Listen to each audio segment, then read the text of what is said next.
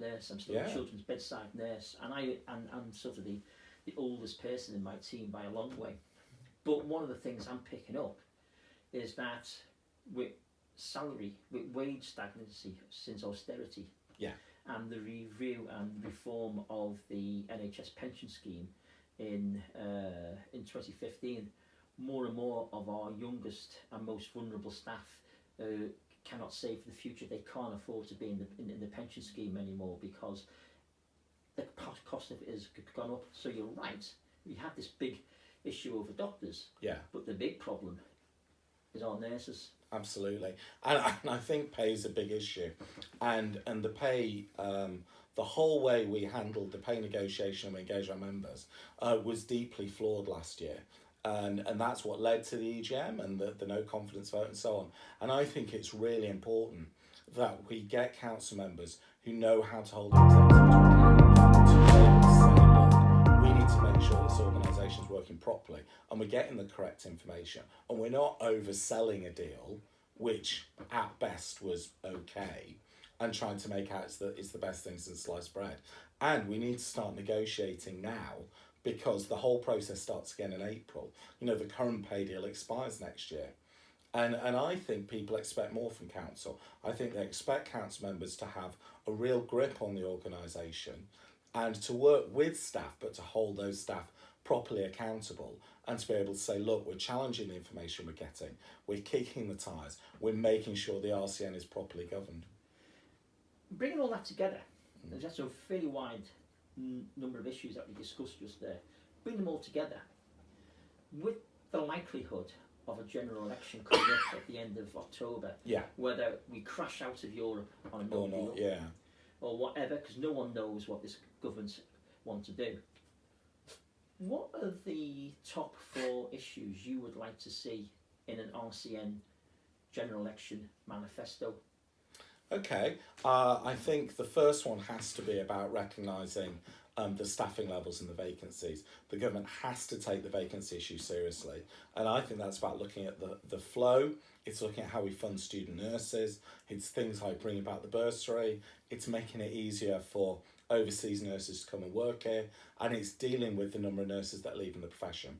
I think you have to tackle pay, because pay is a key recruitment. We've got nurses who are graduating with a nursing degree who are saying, do you know what, I can actually earn more and get a more fulfilling job outside nursing. So we've got to tackle the vacancies, we've got to tackle pay.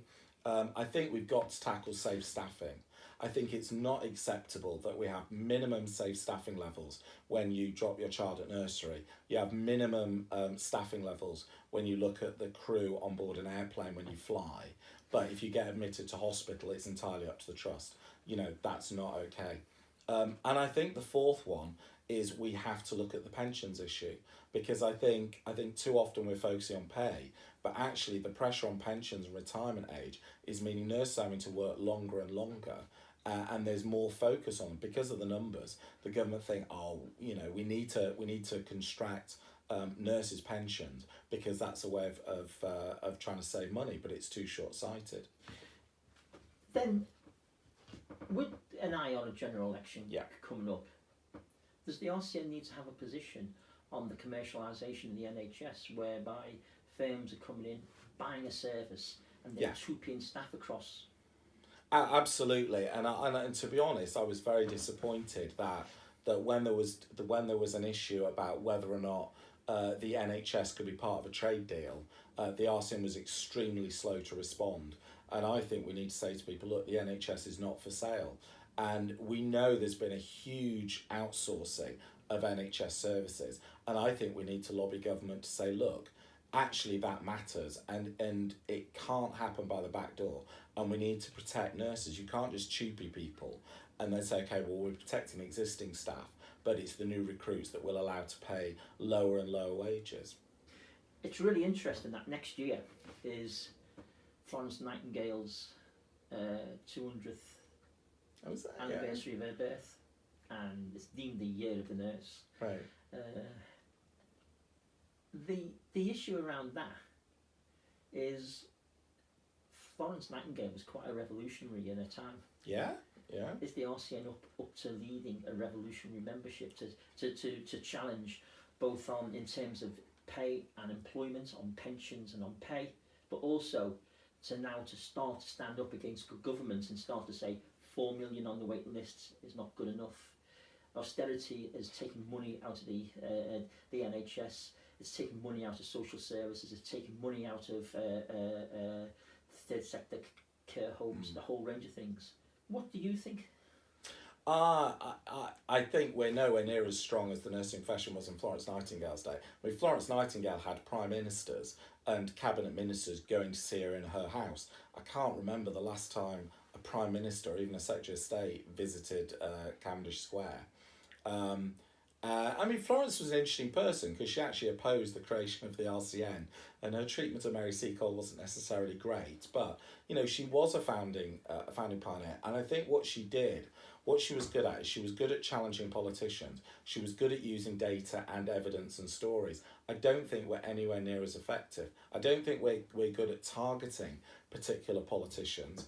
I don't think we're good at actually using the nursing workforce to say, here's the data, here's the information you need. I mean, you couldn't at this moment in time in the Northwest put your finger and say, okay, we know which trusts have got the worst staffing levels. We know that these trusts have these vacancy levels. We don't have that intelligence. We can't even tell what the numbers are in student intakes. You know, we don't have the information.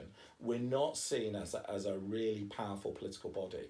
And I think we need to do something about it. But I think the way you do it is you mobilise more grassroots people. You know, we need far more stewards, we need far more activists, we need people in every corner of the Northwest, in the NHS, in the independent sector, in the education sector, being supported and being given the tools to actually lobby for what they need, to lobby for safe staffing, to lobby on behalf of members, and we just don't have that infrastructure. Given what you've just said Yeah. about activism, I sit on my as a governor on my board of governors in my trust. Do you think the RCN makes enough use of what people like me do outside the formal RCN? No, I don't think we do, and I don't think we have mechanisms for pulling in the intelligence that people have got about their organisations and what's going. I think far too often the focus is very much on staff, whereas sometimes it's the members who have the expertise. If I look at my professional network, and I know some of the most amazing nurses, not just in the Northwest, but around the country, who are doing amazing bits, who are doing really pioneering work, who are at senior levels of their organisation. Very few of those happen to have staff roles, but I think far too much focus has been on, have we got a member of staff in this place, or is a member of staff leading on it?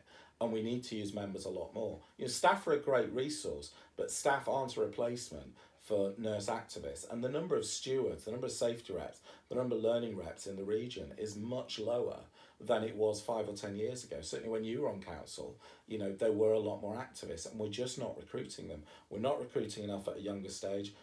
We're not recruiting enough diverse activists, and I think we're paying the price.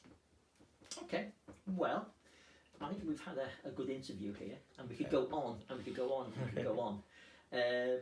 But I've got one last question. Okay. And this is the question I always used to ask myself when I was coming to the end of my terms of office within the RCN, and in fact in anything that I've done. Okay. How are you going to plan some succession planning for other members within the Northwest with an eye to 4 years' time for when you are retiring, or time to stand down from council? I think it's a number of things. So we've got members who've been at the regional board, who've been on forum committees, who've held branch officer roles, and I think we need to encourage people to come forward. We used to run a thing called the Political Leadership Programme, and that was free to activists, and that helped people understand all the different ways they can be active in the college. And I think sometimes it's networks. So if you take a particular area, so for instance, we were looking to recruit a student to the board. So we said to people, look, do you know any bright students? Do you know any students who might be able to challenge, who might be interested in this? And often people then think, oh yeah, I know the right person, or I can put you in touch with some people. We need to get better at it. You know, we need contested elections at every stage. I've never had a contested election for the regional board. We always had fewer people standing than we had places. So I think we need to get people at an earlier stage and actually take Congress attendees. We've got a lot of people turn up at Congress and we don't harness them. We don't give them roles enough. You know, we focus too much on say, being accredited roles or roles that take a lot of their time.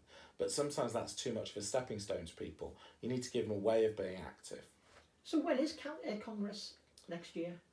Congress next year is, I'm having to think about It's June, I think. It's June, yeah. I just wanted to put that in because it That is relates a to good people one. now. Yeah. That they should be. And actually, people listening to this in the Northwest, it's in Liverpool again. I would strongly urge people who've never been to Congress. You really see the heart of the RCN at Congress.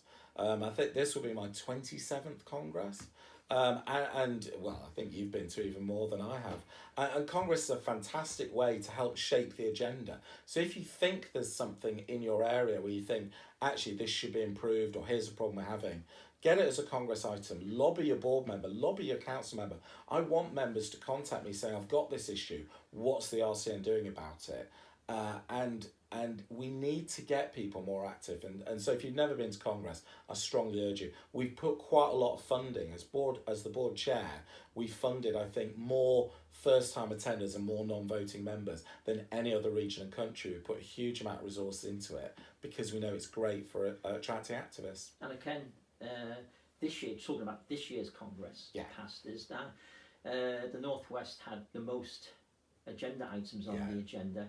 And we were one of the few regions that actually put member fringe events on, because we did one on how to rebrand your job, sectors, and I think Maggie from Blackpool put one on as well. So there's no excuse for members in the Northwest not to say there's nothing going on in this region, because our activists are really spot on. And we've got a lot of really good ex-agenda committee members. So I was on the agenda committee, Mike was on the agenda committee. So there's a number of us. So if you're interested in getting a Congress item, talk to us and we can help shape.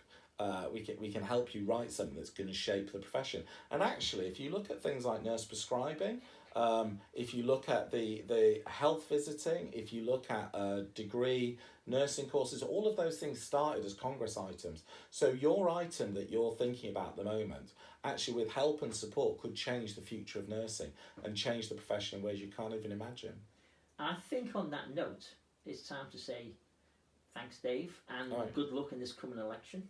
Thank you. You've always served the region really well, on and off council, and we look forward to the results coming out sometime in September-ish. Thank you, Mike. And if you're listening to this video, and if you're interested in the things I want to do, and if you want to support my campaign, please join. I've set up a Facebook group, and I want to get more and more people passionate about what the issues are, so that we actually have council members being lobbied on the issues, being pushed about their direction of travel, so that we get a really politically engaged membership who's lobbying their council hard. And you can see council meetings now on the internet, so you can see what we're doing, you can see the debates, you can see what your council members are doing. Finally, as a last word, I'm a good trade union rep, I always get the last word.